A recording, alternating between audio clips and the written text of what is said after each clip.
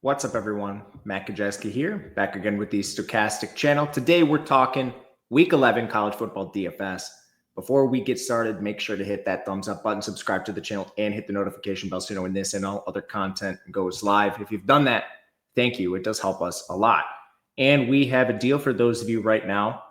I believe this is the wrong promo and this overlay is not updated, but I could be wrong. I think the Bet365 deal is now bet $5 and get $150 in bet credits. Still an awesome deal, but not the $200 we had last week. But all you have to do is bet $5 on any side or total, whether it wins or loses. You get that $150, and we have an additional promo. If you click one of these links, you can get 1 free month of our Sims, and you can actually stack these so you can get more than 1 free month. But what you'll do, just go to the Stokastic website. Up here at the top, you'll see this deal section. Click Get DFS Sims for free, and then it'll bring you to this page where all you have to do is follow these 1, 2, 3, 4 directions. By clicking any of the claim offer buttons, Bet365 is here. It is, in fact, the $150 bonus for betting $5. So sorry about the overlay, just is what it is. I do not make these. And you will get 1 free month of The Sims. If you do this with 2 deals, that's 2 months of The Sims. You can choose your sport. If you do 2 months, it'll run you through the end of college football season. You'll be done all the way through bowl season if you take advantage of 2 months. And then you can stack these. You can do NBA, NFL, whatever you want. It's a great way to get access to our tools. So I would highly recommend this. As usual, you must be 21 or older to play. If you or someone you know has a gambling problem, please call or text 1-800-GAMBLER. All right, I have no recourse for the wrong overlay, so is what it is. I am going to bring you behind the glass and go to our player data usage tool, which is available with our DFS package among ownership projections, a bunch of stuff.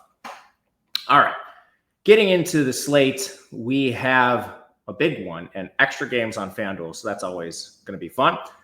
Florida takes on Texas. This game has a 22.5 point spread, a 47 total. The big news in the game, Lagway is questionable. I don't know if it matters a ton for DFS, but it matters for the game.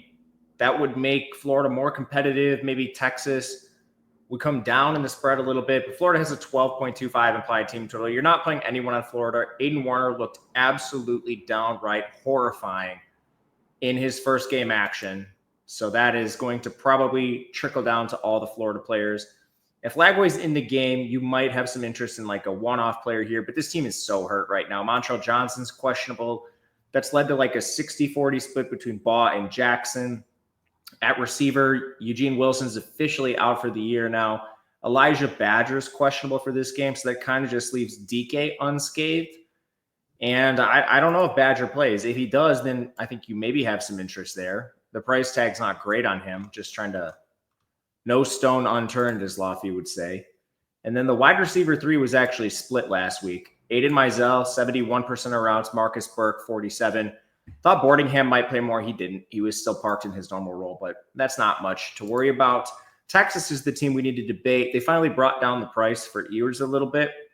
He still doesn't project all that well because you have this negative 50 rushing yards hanging over him. And Florida's defense has not been bad. They're not good, but they're definitely a defensive unit that can get after you. If Lagway plays, I would be very interested in Florida against the spread, and then team total 34.75 is just decent on this slate. I still don't think I'm going to be getting to Ewers. He needs 300 yards, and he's not getting there very frequently. And then in the backfield, we've seen the changing of the guard. Quintravion Wisner is going to project very well on this slate. He's out carrying Jaden Blue. They're running almost equal routes. It's actually favored Wisner in recent games. It's a committee, it's maybe 60-40, 55-45, but Wisner's ahead of this, and he's the cheaper back still. This is just like a lag on DK pricing. Blue was the lead back to start the year. He fumbled his way out of this role, and Wisner's played well enough to keep it. Now it's just we're waiting on DK's pricing to adjust. Wisner's going to be awesome. At receiver, Jonte Cook leaves the team. That's not really a big deal. He hasn't really been playing in recent games. The big news here is we get the return of Isaiah Bond, who I'm not sure he's going to be at like a full snap share. But the thing with Texas is, as you can see in their route rates just on the far right, when these games are beyond 3 scores, which this spread indicates it could be, there's a good chance, these guys don't have full routes. So And it makes sense. They have a lot of good players like Matthew Golden. He's been playing more because of the Bond injury. Bond, of course, is back. DeAndre Moore is there. Ryan Wingo's there. Silas Bolden plays a handful of snaps. Amari Niblack rose from the dead and played about 10% of snaps and had 2 targets in their last game. Even without Jonte Cook, there's still a lot of players that require snaps in this offense. If you're ranking them price adjusted, I still think Golden has to be number 1. He's playing the most. Number 2 for me is Bond. He's just more expensive, but he's by far the most involved on a targets per route run basis. 3, I'll go to the tight end, Gunnar Helm. He's actually very involved for a $3,200 price tag. And if you're getting any deeper than that, I think you're probably missing the boat. But Wingo, Moore, those players are somewhat live at very cheap price points.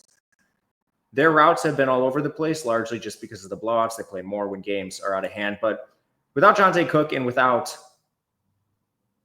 our buddy Isaiah Bond, sorry, the name escaped me for a second, they've gotten more routes. So last game, DeAndre Moore, 57%. Wingo, 74%. Those will come down with Bond back.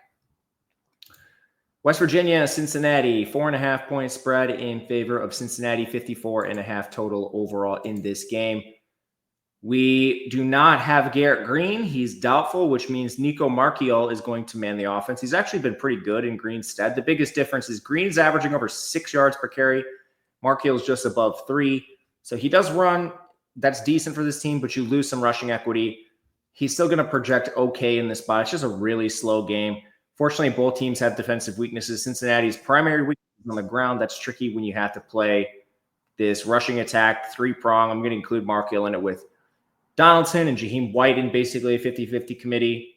And then on West Virginia, the secondary is the second worst in the entire country and the worst in the Power 4 conferences. Donaldson and White are cheap enough where I think you can absolutely throw darts. These players are not going to project all that well because 25-point implied team total, but the run rate's going to remain high regardless of the margin of victory or the score in this game. At receiver, West Virginia is always really tricky. They have about 7 guys they use. As far as who's on the field the most, it's basically Hudson Clement.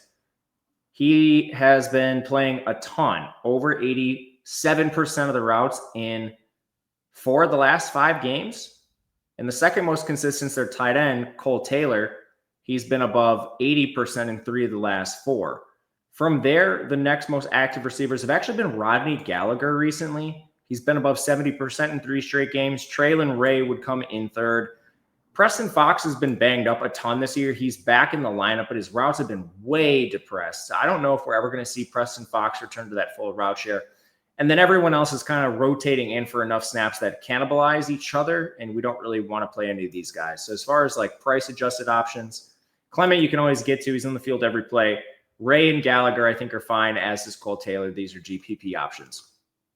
For Cincinnati, Sorsby, I think, needs to be in play, even if he doesn't project all that well, because this West Virginia defense is so incredibly bad at defending the pass.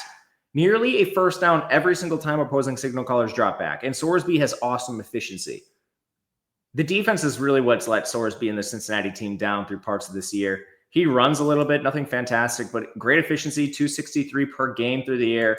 Wouldn't be surprised whatsoever to see a 300-yard game from Sorsby. He's just not cheap. You're definitely not sneaking this by anybody, but he'll be in my pool. Corey Kiner, lead back for this team. No real question. Oh, and one thing with Sorsby, man, like these are designed rush attempts in this column for the QBs.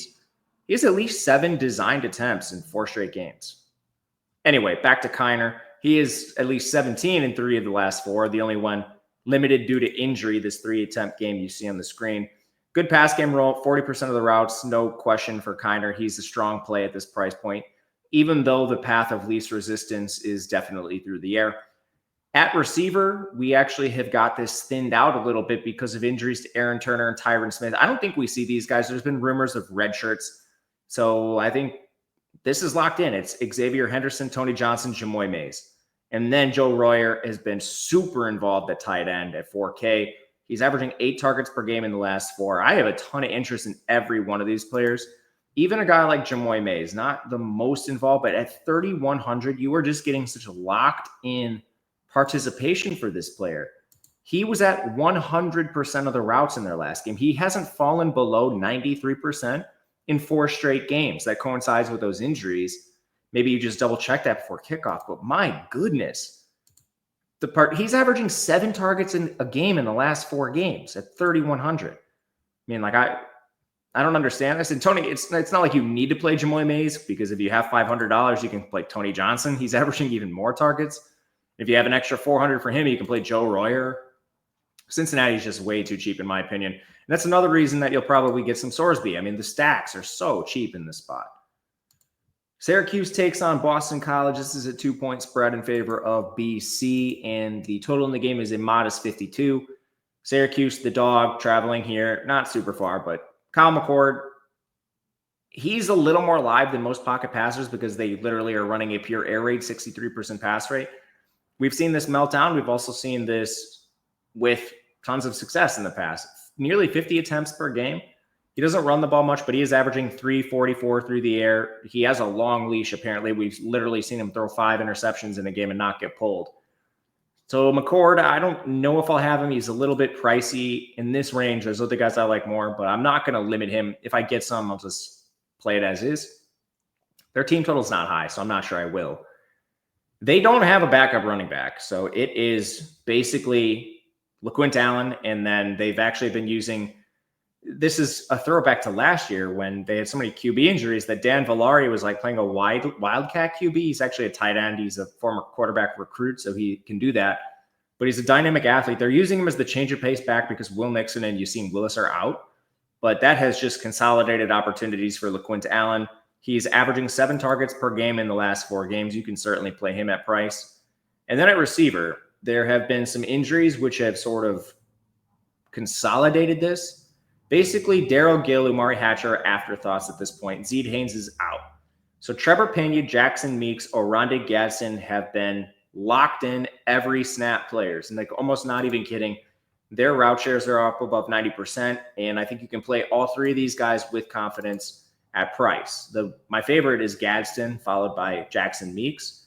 And then we finally saw Justice Ross Simmons, the Colorado State transfer. He was just shy of 50% of the routes. So this price doesn't make a lot of sense to me. Seems just like a preseason price. I would much rather play Gadsden or find the salary for Meeks in that range. BC, we have Tom Castellanos. We've seen some weird stuff with his rushing. He's hard to project because of the injury he had midseason. You can see he missed a game. And the games around this, his rushing attempts were low, design that is. Last 2 games, 16-14. I think we get some more rushing output for Tom Castellanos, similar to what we saw last year. He's cheap. The defense that Syracuse is playing is bad. They're really hurt. You can play Castellanos. At running back, Turbo Richards was listed on the depth chart, but he was listed 4th. That is not where he's been. I don't know if he plays, and if he doesn't, that will consolidate Kai Robichaud, Trayshawn Ward. I don't have a ton of interest, but sometimes these value guys pop up in the Sims in certain lineup construction, so I'm not going to like get rid of them or anything. Receiver Lewis Bond, 7.8 targets per game. His efficiency has dropped since conference plays began. He's really the only locked-in guy for routes. Jaden Skeet exited their last game with an injury very early on, and that was a shame because he was super cheap, which he is again here. Just make sure he plays. Everything indicates he will. He's another value option that should be on your board. I don't think you can play anyone else. They use 3 tight ends. They all rotate, and they don't have a clear wide receiver 3. Miami, Georgia Tech, 63.5 total, 10.5 point spread. Miami has a monster team total. Cam Ward, 10.6. As you probably noticed, there are ways to play Cam Ward, play Jamoy Mays, play Jaden Skeet. There's going to be like 6 guys at least in that price range that could be the avenue to going up and getting Ward. He's averaging 350 passing yards per game, and he has 187 on the ground. Georgia Tech's defense, it's middling. There shouldn't be a lot of resistance to Cam Ward here. In the backfield, it is a 50-50 committee between Damian Martinez and Mark Fletcher. I would just much rather play Mark Fletcher at cost. Nothing against Martinez. He's had a bad year, I guess, according to expectations. But I think Martinez is a better player, but Fletcher is seeing the exact same workload. Even the routes are pretty consistent between these 2 players. I mean, you're just going down and playing Fletcher, in my opinion. Receiver, it has sort of consolidated. They're using 4 of them still, but Restrepo, Horton, and George, they're on the field more than Brown. And Arroyo is a tight end that is starting to cede some snaps to like Riley Williams and whatnot. But I think you can find consistency with Restrepo over 80% of the routes in every game since week 2. Last 3 games for Horton, he's been above 70% of the routes. And last 3 games for George, he's been above 60, with Samuel Brown falling from 54 to 47 to 41 last 4 games.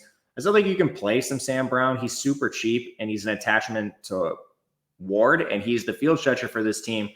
But man, George would be a little more interesting at price. And then, of course, you can always play Horton. You can always play Restrepo. Those are the elite plays for this offense. I do think that I would rather play Brown and George over Arroyo at this point for Miami. Georgia Tech, exceedingly hard to talk about. Does Haynes King play? Does he not? I don't know.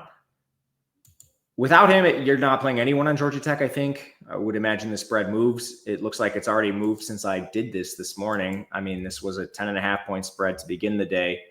Now it's still 10.5 in most places. I'm actually going to bet this on the screen right now, even without the news on Haynes King. I don't think he plays. Anyway, in this spot, you need Haynes King to play if you're going to play anyone on Georgia Tech. 353 on the ground. He's averaging 223 through the air, and they've taken their foot off the gas numerous times. In the backfield, they're kind of running out of options to use alongside Jamal Haynes, and they love using him in a committee. But now Chad Alexander's been banged up. Traylon Maddox has been banged up. They lost a lot of players already this year. Cooley's been out for the whole year. He got hurt on like the opening kickoff of this team. So we've had to see Jamal Haynes at least 18 carries in 3 of the last 4 games. They're kind of just running out of guys. Make sure they're all out if you want to play Jamal Haynes. I think you could do better than him in this spot against Miami. Their team total is not bad, I will say that. Malik Rutherford, Eric Singleton, they're priced in a range that's decent, but I'm really, really concerned about efficiency if we don't have Haynes King. I probably will not be clicking them without Haynes King. That's just worth noting. Chase Lane has been the pretty clear wide receiver 3. There's better plays at 3,200 than taking on this risk, in my opinion. Minnesota Rutgers, 46 total, 6-point spread in favor of Minnesota. They are a drastically different offense from a year ago. They are passing nearly 54% of the time. Rutgers is about what we expect. They are passing 46.5% of the time. See the Iowa State Daniel Jackson got pulled for FanDuel. He is not on FanDuel, this Daniel Jackson. But in this game, Max Brosmer, I'm always worried that Minnesota takes the air out of the ball at some point because they've done that for so many years. Brosmer's been efficient, and his reps have actually been increasing. The only thing kind of limiting these attempts per game to 31.5 is just their pace. They're super slow. But Brosmer has been playable, and it has cost me money at times because I've been really resistant to this Minnesota passing attack from years of trauma. But the current pass rate has been a huge boost to Daniel Jackson. I realize this is pulling all of the Iowa State Daniel Jackson's prices. So my bad on this. I will fix Daniel Jackson to get the real price. The Iowa State Daniel Jackson got hurt before the preseason, so that's why he's 3K. I don't know why this is happening. My model is supposed to not do this. Anyway, Minnesota's Daniel Jackson is averaging 10.3 targets per game over the last 4 games. He's an excellent play. I do not have his price offhand, but I imagine he would be in play. I don't really like getting to anyone else among pass catchers for Minnesota, and it's largely because Darius Taylor has been their wide receiver 2, averaging 6.1 targets per game, nearly 40 yards through the air, and that's on top of having a very good carry games. 25, 16, 15, 22 carries for Darius Taylor in the last 4 contests. He's a smash play against Rutgers, who has a bad run defense. They're averaging 5.3 yards per carry to opponents. They've had a lot of injuries. It's just a mess for them. Ethan Kaliakmanis, he's basically a poor man's Brosmer, and he's facing his former team. I'm out on Kaliakmanis. He's going to have to show me something more than game managerial stuff. Kalamanangai is injured. He's questionable. If he plays, I think he's fine. If he's out, Antoine Raymond would be an absolute smash play. Raymond is dicey without Manangai, or with Manangai, because we've seen games where he's 1 carry, but Manangai got hurt in their last game, so Raymond popped up for 15. Injury position to watch. I can't believe my eyes. I need to go back and watch this. Demir Miller really had 20 targets in the game. Normally, I don't bat an eye, and normally my model's not pulling in errors. Now I'm second guessing myself because this Daniel Jackson price. Is this 20 targets legit? As you can see, I did not watch Rutgers in their last game, but man, I still don't want to play Damier Miller, but if you're going to get 20 targets in a game or have that in your range of outcomes, I can't get rid of you in the player pool. I will say a lot of injuries for this team. Top 2 tight ends have been out. Fletcher, Konopka, Strong missed their last game. Outside of Damier Miller, they rotate everyone else. You rarely see anyone about 50% of their odds. So it's Miller or pass, and man, got to go back and look at some Miller stuff in the data. Purdue, Ohio State, they're going to play both QBs. Don't play anyone on Purdue. Even CJ Smith back, 7 targets. There's better value than him. They have a 7.5 team total. I'm not going to waste time. Ohio State, do they want to play their starters the whole game? I don't know. They have more important games down the road. Basically, everyone in Ohio State is GPP only. They're not super expensive. If they play the whole game, you just have to wrestle with this. We've seen a lot of blowouts already this year where Ibuka, Smith, Tate didn't play the full game. Judkins, Henderson didn't play the full game. I think the analysis here is easy. Throw a dart if you want. Otherwise, this game is pretty easy to pass on. Army, North Texas. Army down to 4-point favorite, 64.5 total. Bryson Daly appears recovered from trench foot, and he can play in this game, so they say he's probable. He's a huge boost to Army, but it's interesting the spread's moving the other direction. I do want to fade Army at some point, but I can't really bet North Texas in this spot with all the line movement already. Daly is too expensive at 9,500, even with the 34 implied team total. I will look elsewhere. In the backfield, one of the big changes they made with Daly out is Kanye Udo saw a few more carries. Basically, instead of, 40% of the rush attempts to Daly's like 50. It swung the other direction. It was more like 50 for Udo, 40 for Dwayne Coleman. But Daly back, Udo's less interesting. He's a little more expensive now. And you can't play an Army receiver just flat out. Is what it is. Not as much interest in Army as normal weeks. North Texas is an awful secondary, but Army doesn't really exploit that. On the other side, Chandler Morris, 160 rush yards this year. He's averaging 361 through the air. This team is a terrible defense. They have a 60% pass rate, and they're 5th in pace. That should come down because Army's on the other side, who's dead last in pace. But Morris at 9,400, I'm not ruling him out. There's other plays up there that I would rather get to than him. In the backfield, we might get the return of Ikeaka Ragsdale. I always mess up his name. Without him, it has been a 3-way committee between Kiefer Sibley, Mackenzie McGill, and Shane Porter. That's ebbed and flowed a ton. I think this would just become a 4-man committee if Ragsdale does, in fact, return. They're off their bye. He hasn't played since week 2. In the receiver room, really messy target shares for these teams.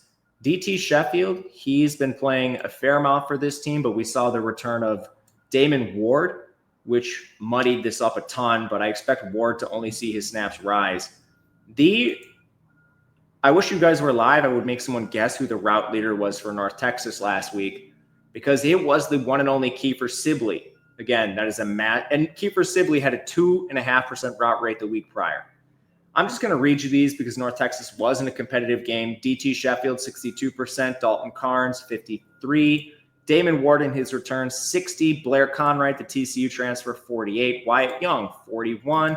Oscar Hammond at tight end, 36. Nick Rempert, 41. Landon Side, 17. Miles Coleman, 40. The week prior, we did see Sheffield play more. Carnes played more.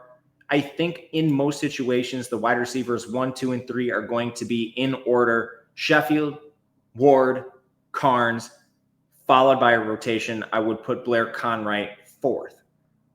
Hopefully that makes sense. There are some guys that throw darts on here. There's also expensive ones to play. North Texas throws the hell out of the ball. So I would highly consider these guys, but that is the order I think these players will operate moving forward.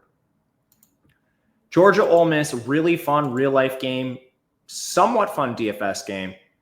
2-point spread in favor of the road Georgia, 56 total. Carson Beck having a good year for DFS. Not so much for real life. He has 8 interceptions in the last 3 games. Somewhat mobile. He's not a zero there. Averaging nearly 290 through the air on 36.5 attempts. Ole Miss has a great defense on paper. They are not as tested as some other SEC teams. So I do have some interest in Beck. I think some contrarian Georgia stacks could make some sense here. The problem is, and we'll get back to running back, who do you stack him with? This is still a pretty nasty Georgia rotation, even with some of the departures because of arrests and suspensions. You had Dominic Lovett, 60% of the routes last game. Dylan Bell, 74%. Arian Smith, 81%. And that's all because you have players like London Humphreys popping up at 37%. This team uses a ton of double tight ends, and they don't use any of the tight ends for more than a part-time route share. Lawson Lucky, 42%. Oscar Delp, 35%. Ben Urosic had a season high in routes at 40% last game. And that might affect the receivers more than anyone else. Urosic basically doesn't play in line very often. So very tough to stack, Beck. I don't have a strong preference. For me, honestly, it's Dylan Bell or Arian Smith. Love it, just seeing less and less playing time. But he is the most active. I don't know. Just very little explosion in this Georgia passing attack. Trevor Etienne is supposed to play in this game after he left their last game early. It's like a 70-30 split between him and Nate Frazier, the freshman. I think Etienne's just fine if you want to get there. He has a great pass game role. Ole Miss, Jackson Dart, 9,600. Could be short a lot of weapons here. We'll get into that. I think this is just a bit too expensive for Dart, even in this offense, coming off, a nuclear performance last game. If you have the salary to get up there, I think he's fine for tournaments, but not going to be someone who enters like the cash conversation for me or anything. Backfield is a mess. Henry Parrish is out. Bad injury for him. Matt Jones is doubtful. They've already lost some other backs for this team. So even, we talk about J.J. Pegues a lot, the goal line monster. He's questionable in this game. So where does that leave us? Well, Ulysses Bentley is playing. Ulysses Bentley is the poster boy for players the public thinks are good, and then Lane Kiffin thinks they're bad, because people have been screaming for Ulysses Bentley to play all season long. The seas have parted for Ulysses Bentley, and he still is out-touched by Dominique Thomas. I mean, it's just over for Ulysses Bentley. I don't know what the deal is with Rashad Amos, but there's been talk of him getting more work in this game. I don't know what this Ole Miss team is going to do, so I'm just probably not going to play a running back. I will say Bentley's 3,200. So, I mean, throw him in a couple lineups. What do you really risk? Who cares? I probably will end up doing that, but I don't think he's ever really going to touch like 20 carries or something. We have a pretty long sample now of them not wanting to do that. Trey Harris is doubtful. Caden Lee is questionable. And Jordan Watkins is questionable, our hero from last week's game. He only had 8 targets. What a game he had on 8 targets. Anyway, Watkins was doubtful, and he was upgraded to questionable yesterday. I don't know if he plays. Let's run this 2 ways. If Watkins and Lee play, those are your top 3 receivers. No ifs, ands about it. I would rank them Watkins 1, Lee 2, Wells 3. From there, this is where things get tricky. You could have 1 or 2 of these players out. First thing I think you would see is Daquan Wright in a full-time role. He was at 90% of the routes last week. Caden Prescorn was nursing an injury. He's probable. One thing we've seen Ole Miss do is use 2 tight ends. They use Prescorn inline, Daquan Wright out wide to fix that wide receiver role. And I think that's something we would do. A lot of Prescorn, a lot of Daquan Wright. They would both be playable in that situation. Obviously, if 2 of these guys are out, that would be a little better. Then you would probably see Antwain Wells, both these players, and you still would have room for another receiver. And I think Micah Davis is the answer. I don't feel super confident in this, but he did have a 20% route share in the last game. He's kind of been like that 5th guy they'll use occasionally. So again, not super confident in this, but at least worth mentioning. Aiden Williams is a guy they'd previously used. He's been on the injury report all over the season. So perhaps he's someone that could also fill this role if he's healthy. But yeah, man, it's going to get really dicey here for Ole Miss. What you can say with certainty is Antwain Wells, probably a pretty good play. Prescorn, Daquan Wright, probably pretty good plays, even against the healthier Georgia defense. They're just so cheap. Iowa State takes on Kansas. Weird game. Iowa State blew their season for the most part. They'll probably have to win the Big 12 now. 3-point favorites over Kansas on the road, 51.5 total. Slow game here. Run-heavy game here. Rocco Beck failed, or maybe a better way to put this is his O-line failed him. 250 yards per game, 153 on the ground. He's a decent price-adjusted option. Kansas' defense shouldn't scare you too much. Backfield's a 3-way committee. Carson Hansen, I worry, is still a little banged up. Sama has been the carry leader last 2 games after they kind of left him for dead. I don't know who's going to be the carry leader on any individual week. What I do know is Jaden Higgins and Jalen Noel are the top 2 receivers on this team by a wide margin, very efficient. You can stack them any single week you want. Ben Brahmer's been out, so Gabe Burkle has played more. It's still pretty messy for the Iowa State tight ends. They use 3 of them, regardless of opponent, regardless of injuries. Burkle had a 64% route share, Tyler Moore 50%.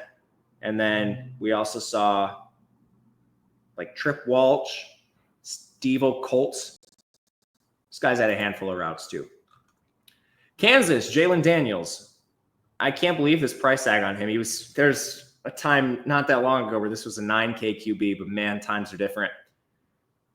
247 rushing yards for him. He's only averaging 190 per game through the air. I will probably still take shots, and it might just be lost hope at this point. I don't know. At some point, you just get too old to play college football and your body fails you. Jalen Daniels may have reached that point. That's mostly a joke, but yeah, it's been sad to see the fall off for this team and this quarterback. I'm still going to sprinkle just on the hopes that he regains that form. What you can do is play Devin Neal. They lost Daniel Highshaw. He's doubtful for this game. Sevion Morrison had 3 carries. He barely played in this game. I think Devin Neal has like 20 touch ceiling, and Iowa State is super hurt up front, lost one of their starting defensive tackles. They're on like third string linebackers. I actually bet Kansas in this game, so I think Kansas is a little more live than people might think.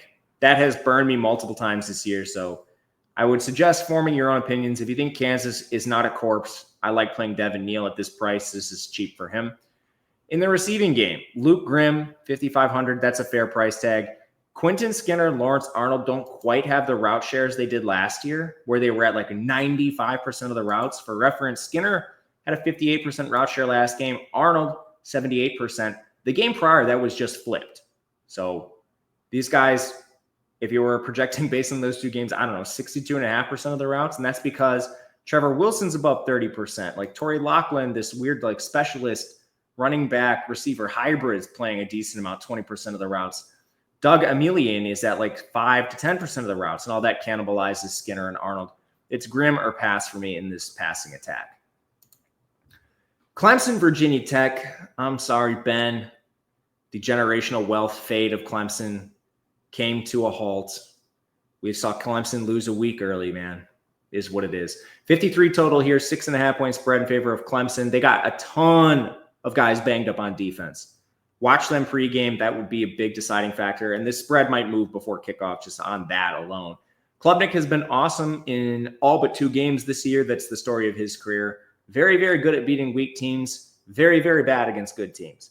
He still is averaging nearly 260 through the air. He's running a lot more than previous seasons. We talk about his ankle sprain from last year. A lot occurred in week 2, limited him the whole year. He's above 5 yards per carry this year. So Klubnik, good dual threat. I actually like using him in this spot. Nearly a 30 team total, and I think he'll be semi-contrarian with some of the other options. Maffa is an absolute wagon when he doesn't exit games early or suffer from blowouts. 30 carries in the last game. Maffa is still way too cheap on DraftKings. FanDuel got this right. I do not know what DraftKings is doing. He's maybe the best play on the slate at this price. Receiver. Bryant Wesco returned from injury. Nothing just like a 12 targets fresh off injury for Bryant Wesco. My goodness. It's nice to see Clemson flash some of their young talent at receiver. Days ahead should be pretty good for them as long as they keep quarterback decent. And last thing on Maffa, he had an 85% route share in their last game. That was second highest on the team behind only Antonio Williams.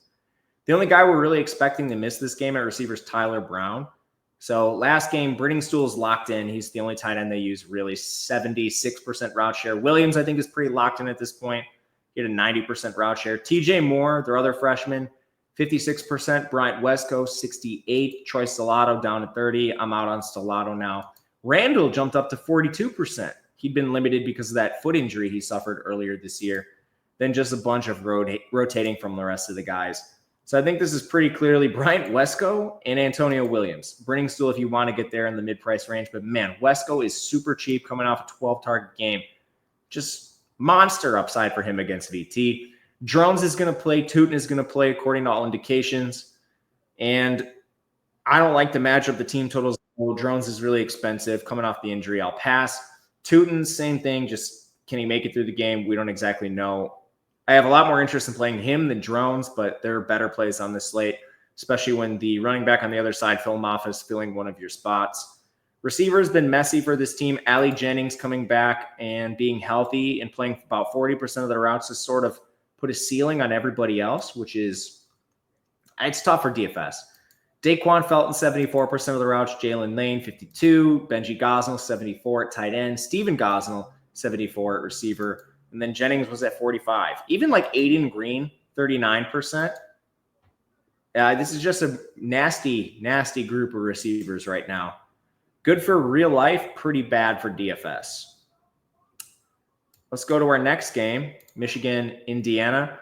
Michigan, I think you can basically X out outside of Loveland and maybe one of the running backs. We recently saw Donovan Edwards work ahead of Cleo Mullings. That was a surprise. They're really cheap now, so they're firmly in dart throw territory, and Loveland is averaging nearly 10 targets per game. He's the only competent pass catcher on this team. Otherwise, Michigan is a pure X-out team at this point. Indiana, they still have a 32 team total, so I think you can get there. They're actually pretty easy to break down because of some of their rotating. Curtis Rourke is a decent price-adjusted option. This could be even better if Michigan still has some of the injury problems they had last week. Their top two corners were out. They got absolutely roasted alive. Rourke is going to do that if those guys, maybe even if they're in. But if they're out, only helps him. Backfield, it's a three-way committee. When they blow teams out, they'll involve Elijah Green, which would make it a four-man committee. You need efficiency. Just tough to play these guys without knowing it. If they pop up, I won't X them out. At receiver, Elijah Surratt is the only one who plays a full-time role with this team. Everyone else rotates a little bit. Just a dearth of resources for Indiana right now. Surratt has not fallen below 80% of the routes since week 4. Second most active receiver was Omar Cooper, 57% of the routes. Miles Cross was at 73. Then it was Omar Cooper at 57. Then there was a tie between Keyshawn Williams at 53 and tight end Zach Horton at 53. Then we go all the way down to Miles Price at 37%. Tough to play anyone not named Surratt. Colorado, Texas Tech. Fun game here in the Big 12. 4.5 point spread in favor of Colorado, 63 total. This is an awesome stacking game with Texas Tech's defense being horrendous. Shedeur is 8,900. This is maybe the best price tag we've had on Shedeur all year. I'm certainly going to be playing him. 38 attempts per game, 224 yards per game for Shedeur. Pass rate, great for both teams. Pace, great for both teams.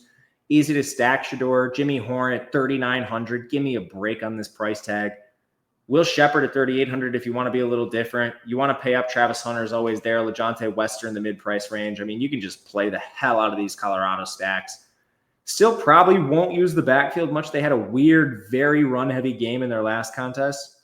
August Dave, 22 carries. Dallin Hayden, 10. Pretty nuts. But I'm going to fall back on the Colorado stacks. Texas Tech, Baron Morton at 6K is still pretty live, honestly. He's been hurt a couple times this year, which has depressed his stats, but he still has 255 through the air. Colorado's defense is no pushover, I will say that. Baron Morton also doesn't run much, but this is a cheap price tag on him for a game I love stacking. So I'm going to be using some Baron Morton. Taj Brooks is just always going to be an answer you can go to. 130 rushing yards per game for Taj Brooks. Only 6 receiving yards per game, but his route share is like touched 70% in some spots. Just a weird, I'm not really sure why his routes and mainly his targets have dropped this year. That's been somewhat interesting. 2 injuries to monitor for Texas Tech. Dre McCray and our 5-star freshman, Micah Hudson, both missed their last game. All that really did was consolidate Josh Kelly, Caleb Douglas, and Coy Eakin. Those guys had monster route shares, and that would probably remain the case if Dre McCray and Hudson are out. If these two return, just ding their routes a little bit. But, man, you can play any of these 3 guys with pretty strong confidence. You can make some awesome game stacks, and you can really mix and match the expensive and cheap options you use. You can run like Shedeur to Jimmy Horn, run it back with Taj Brooks, run it back with Josh Kelly. You can do like a Baron Morton to Coy Eakin, run it back with Travis Hunter. There's so many awesome ways to stack this game. I don't even hate using Shedeur and Baron Morton in full game stack this. This is just a great game. All right, it looks like we have crossed into FanDuel territory, so I'll finish up these games, just a couple extra ones. Mississippi State, Tennessee, 24.5 point spread. Not a ton of interest in Mississippi State. The total in this game is awesome. I guess the only real guy I like is Mario Craver in the pass game. Maybe Seydou Traore at tight end, but I think it's really tough to play any of the pass catchers for Mississippi State right now. Their backfield is a mess, and Van Buren is not running, so they're almost an X-out team.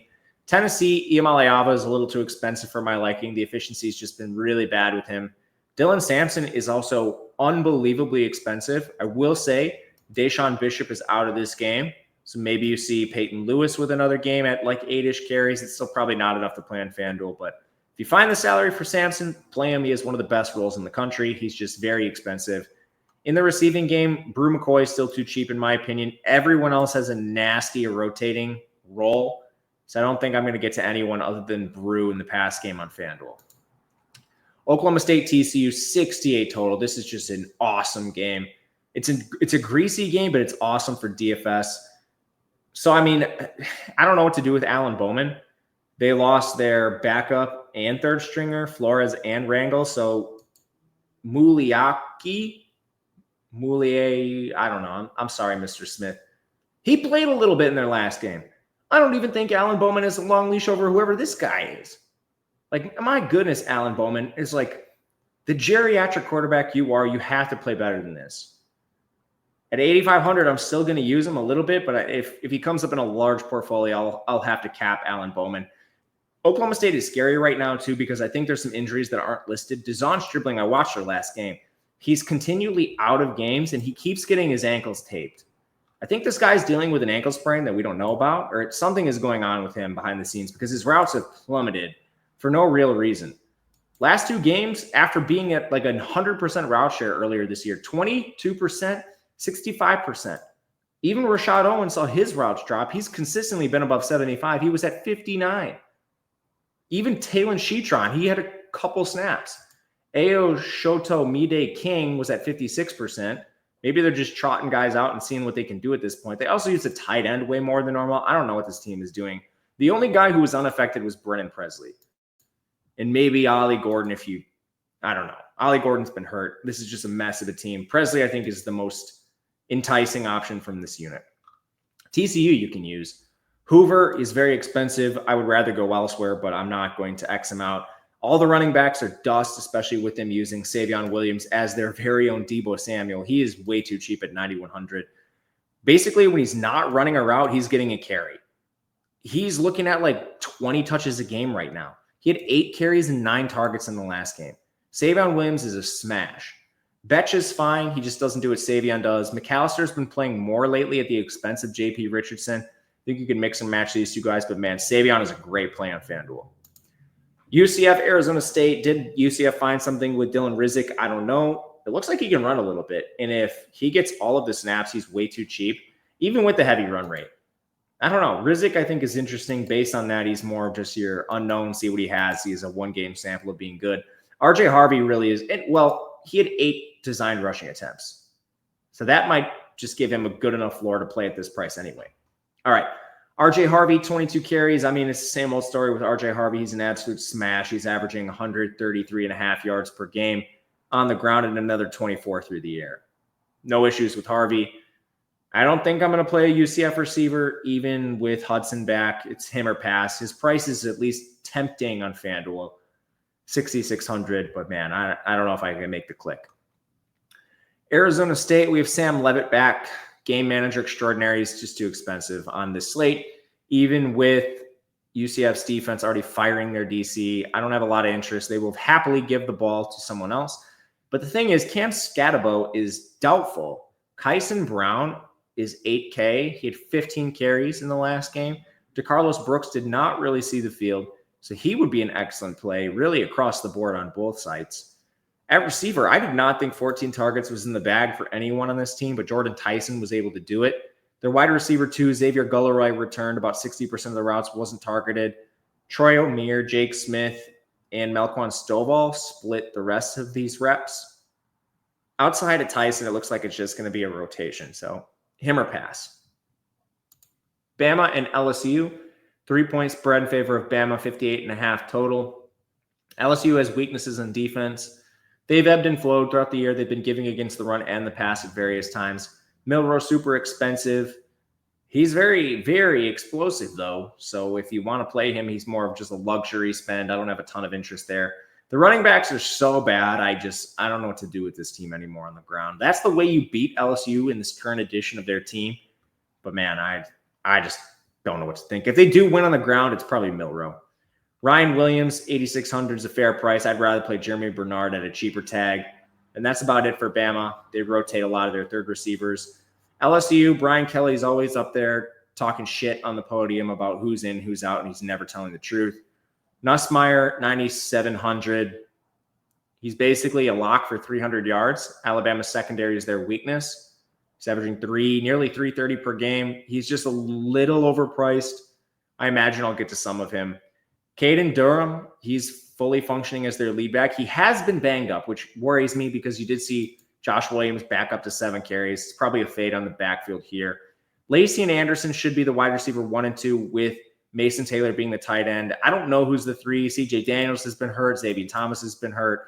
Obviously, Kyle Parker's out for the year. Chris Hilton returned in their last game at 6 targets. He's probably just your clear wide receiver 3. Hilton is 5K. He would be my favorite, followed by Mason Taylor, then Kyron Lacey, then Anderson.